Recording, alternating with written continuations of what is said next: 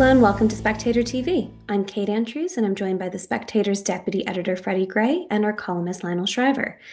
Today, in his inauguration speech, President Donald Trump said that the golden age was coming to America now that he was back in charge. Freddy, you're on the ground in Washington, D.C. Do you see this golden age happening? Well, I'm not on the ground. I'm quite high up in an apartment block on Pennsylvania Avenue, and all I can see is some snipers. And unfortunately, it would have been a great view of the parade from here, but unfortunately, the parade doesn't seem to be going down because of security fears. But as for the mood on the ground, you have to go pretty far out away from the Capitol to really talk to people, because everything else is unbelievably secure. You just get shouted at by policemen everywhere and National Guard officers. But I would say, there are a lot of MAGA people here, and they're having a good time. They're enjoying it. They're genuinely optimistic about the future. And I'm not really picking up on much kind of Democrat resentment. It's certainly very different to 2017 when I was here, when you really felt the kind of the Trump resistance was this incredibly powerful and actually violent force. Um, that's not there to be seen at the moment. The contrarian in me sometimes thinks perhaps now that there isn't this resistance this time, this is when Donald Trump will actually be quite a scary authoritarian figure. Certainly, there were some flickers of that in the speech, particularly with God saved my life so that I could make America great again. I mean, that presidents tend to be on the messianic end of the spectrum. But that's pretty high, far up that end, I would say. Yes, Lionel, the president stuck to the script. It was about a 30-minute long speech, and he didn't call for American carnage like he did back in 2017. There was a bit of an attempt to call for unity. I noted his red and blue tie that looked purple on stage. I think that tie did a lot of the heavy lifting when it came to that message of unity. But on the one hand, he's saying he wants to be the peacemaker. On the other hand, he's talking about Greenland and the Panama Canal as both in his sights. What did you make of a speech that, drifted to quite a few different places over the course of those 30 minutes? Well, certainly in comparison to 2017, it was a much more positive speech. Although it was incredibly insulting of the Biden administration. I mean, it almost casually so. And the guy was sitting a few feet away from him. So it was kind of fascinating on a personal level. It more or less accused Biden and co.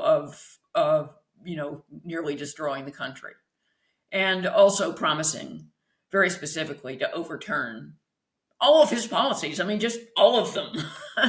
And it was an interesting change from the standard speech for inaugurations, because usually they're very broad, they're flowery, they use a lot of call to unity action, and they are therefore extremely boring, and which is why I usually do not watch them. I only made sure to watch this one because I was invited on this podcast. Otherwise, I often just don't. I can't stand the pomp. But it was worth being there for this moment. It was unusually specific about his policy intentions, more like a State of the Union than an inauguration speech, and put him way out on a limb in relation to any number of policies where he's making promises that he can't necessarily follow through on. I mean, he's not going to have control over the rate of inflation, only very, very indirectly. Yes, so it was interesting to notice that the markets responded to the announcement that he was not actually going to levy any tariffs today by having the dollar plummet in value, which is a little counterintuitive, but I guess it makes people more optimistic about foreign currencies. But I mean, I was glad. I was glad to have watched the whole thing. I mean, from the very beginning of people coming into the rotunda, because I think I experienced the astonishment at his reelection today in a way that it didn't quite when he won the election. I found it just amazing that this guy, that every institution in the United States had done everything in their power to stop, much of it underhanded, still won the election. And also there is something admirably astonishing about the transfer of power, the peaceful transfer of power between two such different politicians who represent such drastically different policies. And yet Biden was there, and nobody, things went as they were supposed to. And yet this is this is a renegade politician. This guy is going to shake things up. And I think much more so than he did in the first term. He didn't know what he was doing. There were some people who would say that he still doesn't. And he was successfully tied up by all the resistance, the attempts to delegitimize his presidency. And that kept him from accomplishing very much, especially domestically.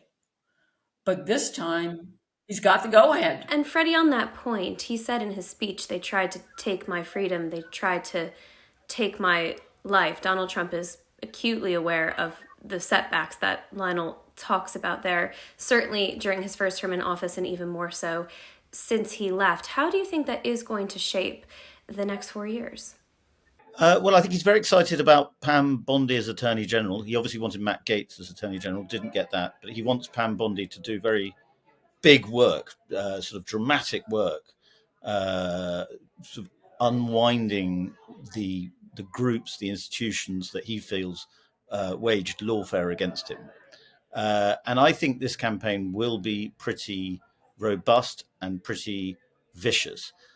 Steve Bannon, I saw him give a speech last night, and he was saying pretty much Donald Trump has done his heroic service now. He's won, and now it's up to us to fight, and not give up and go after them in every corner, destroy them, find them, destroy them. Quite a lot of swearing. It was really sort of angry stuff. It was not your unity message at all. And I know that Steve Bannon is not in the administration, but he certainly is a voice, if not the key voice, of the MAGA movement. And a lot of these people are people who are there, are in the administration. There's a real appetite for what Donald Trump called retribution. I'm not convinced. I'm not convinced on the retribution front. I mean, for one of the first times ever, I perceived Donald Trump today as actually happy. He seemed happy.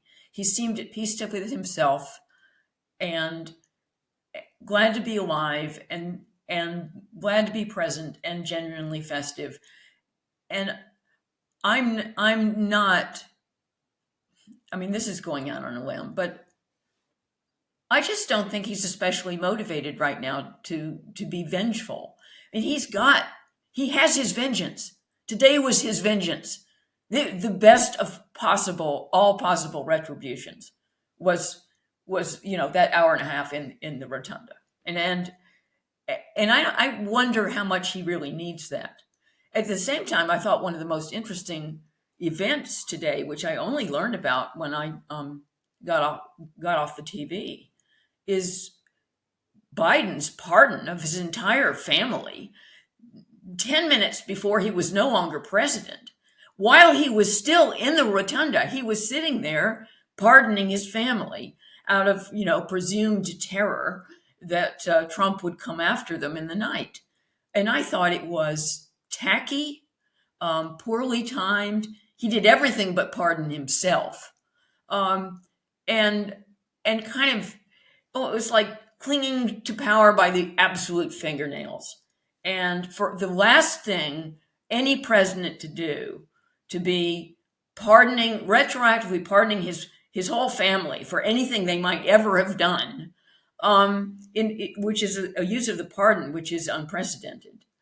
I think it reflects very poorly on him and will go down as a real black mark in his Well, legacy. let's talk about some of the personalities in the room and their relationships. I thought the visuals of this inauguration were just something else, Freddie. So I agree with Lionel that Donald Trump seemed very happy, but you don't always see that on his face.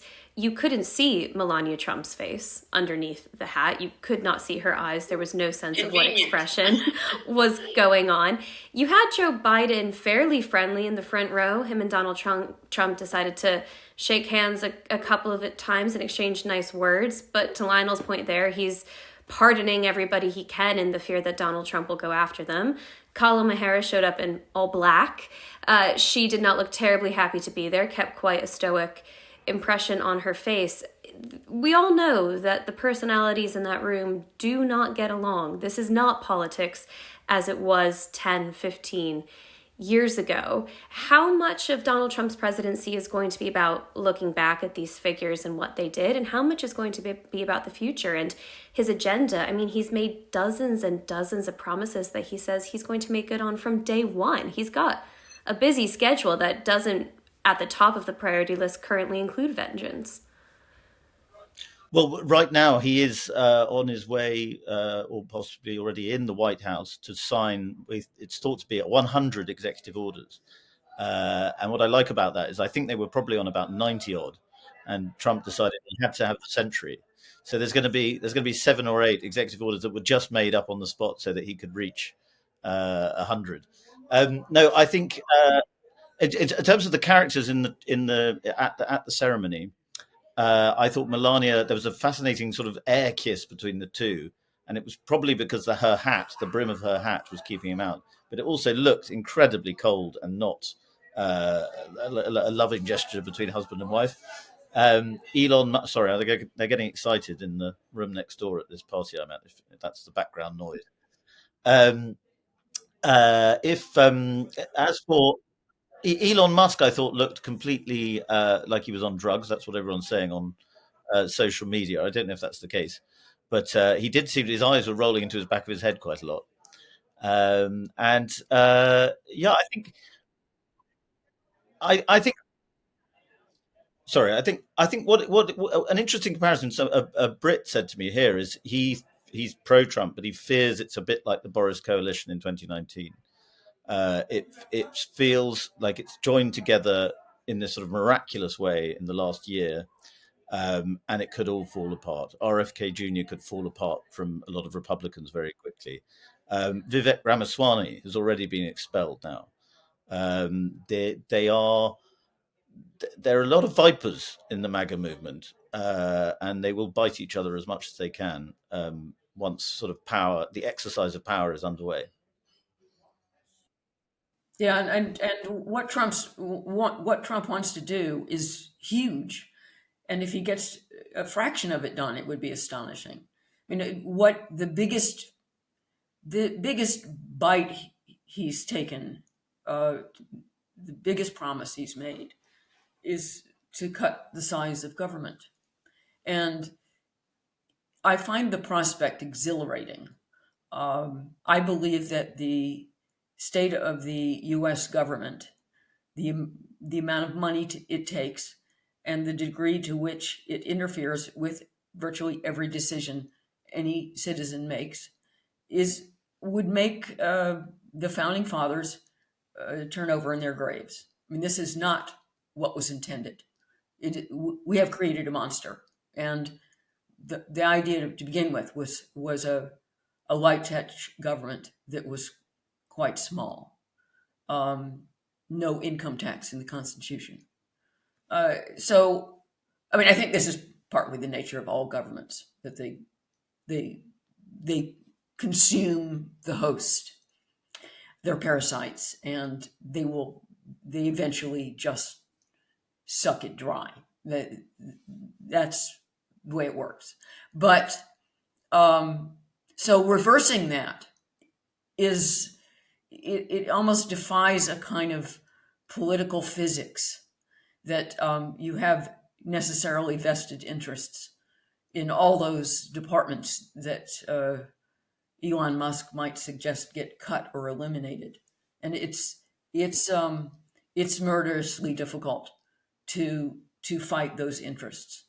And I will follow, both that and the immigration story. I will follow with keen interest. Well, let's touch on the immigration story, Freddie, because whilst Trump is promising to cut up to $2 trillion worth out of the federal budget, he's going to have to spend more money in other areas to make good on promises like getting border security. He's promising mass deportation of foreign criminals. Those kinds of pledges cost a lot of money. So while he may cut on one side, he may also be spending on the other. Yeah, well, I think they are committing a lot of money towards sealing the border because they regard it as such a priority. I do think, having spoken to a few people who who are going to be involved in the immigration crackdown, that they say sort of sotto voce that the deportation stuff, it's psychological warfare. They want to wage this campaign and get in. They're very happy to have media kickback. They're very happy to sort of be called cruel and inhumane as much as possible. That's good as far as they're concerned because they think they're on the winning side of the argument politically, and this election has showed that they are. And so, whether the deportations actually go on at that scale, Trump is already saying, they will start slow and they will build up. I doubt it, but who knows? I mean, listening to Steve Bannon last night, you think that the appetite is certainly there among some sections of the movement. Well, it's interesting you say that. I remember being at a Donald Trump rally back in October, and he was talking about the border a lot. He was talking about deportation, but sometimes when Trump rambles, you actually get some insight. Sometimes you don't. Sometimes you do. And he started making comments about how he'd have to be very careful as to not start off by deporting people who would be seen to be very sympathetic or innocent, and that you have to go for the criminals first. There was almost an understanding of how public opinion could be quite particular on that issue. And it reminds us, Lionel, that Donald Trump, above most other things, really wants to be liked. He likes to implement policies that he thinks make people feel better off. Of course, that's one of the reasons he didn't cut spending between 2017 and in 2021 when he left office. He likes to be a fairly popular president. Maybe that doesn't always translate into approval ratings, but he likes to feel like he's liked. That's wisely observed, that this deportation matter is going to challenge his desire to be admired and liked. Because if he does follow through, it's going to throw up some visuals that even people who believe that we need to seal the border and we need to enforce the law, etc., are going to be uncomfortable with. That's part of it is there is this assumption that morally, once you've made it to the United States, if you've settled even a little, you have a home or you have a job, then basically you deserve to remain there. That is, culturally, we don't really believe in our own immigration law. So, and then we have birthright citizenship, which I happen to agree with Trump that it's a disaster. It's such a temptation to break immigration law because your kids are instantaneously going to be American citizens, and then also help guarantee that you get to stay. So there's just this kind of cultural vague conviction that if you've run the obstacle course of the border and you made it, then you deserve to stay. And that's not the way most other cultures work. And most other polities are comfortable with ejecting people from the country if they have not followed proper procedure. But we don't really believe in our own procedures anymore. And that's what happens when you don't enforce laws. They lose their teeth. They no longer seem just or necessary or inevitable. They aren't real laws anymore. They're just sort of nice ideas. Freddie, what should we be looking out for over the next week or so as Donald Trump returns to the Oval Office? I think there'll be. I would. Well, firstly, I'm very struck by how crypto has seems to have essentially bought America. Almost every party this week seems to have some crypto dimension, and there's all these Tesla, the Tesla Cybertrucks driving around with various Trump signs written on them and so on. I think in terms of Trump's actions, I would look at a sort of mixing of the light and the dark, because I think you'll see uh, a lot about the America's 250th birthday. He's very excited about that. Wants that to be a big celebration. You'll hear a lot about the Olympics coming up, the World Cup. So he will say, yes, we're doing these terrible things, difficult, terrible things on the border, but I'm also giving you a country that will make you happy and make you feel great. Well, as I said, especially the Doge effort to trim the federal government, and I'm very interested in immigration. That's one of my main subjects. Um, and this is probably the pinnacle of uh, his administration in terms of optimism, goodwill, even from a lot of Democrats. The feeling from a lot of Democrats is, well, let's give him a chance. He won. Maybe he's got a point on certain things. Let's see. And this is as good as it's going to get. This is as unified as it's going to get. This is as celebrative it's going to get on the Republican side. His fans don't have any failures yet. There's been a little internal conflict, but nothing like what's to come. So this is a single day. I think it's worth being optimistic in a kind of fragile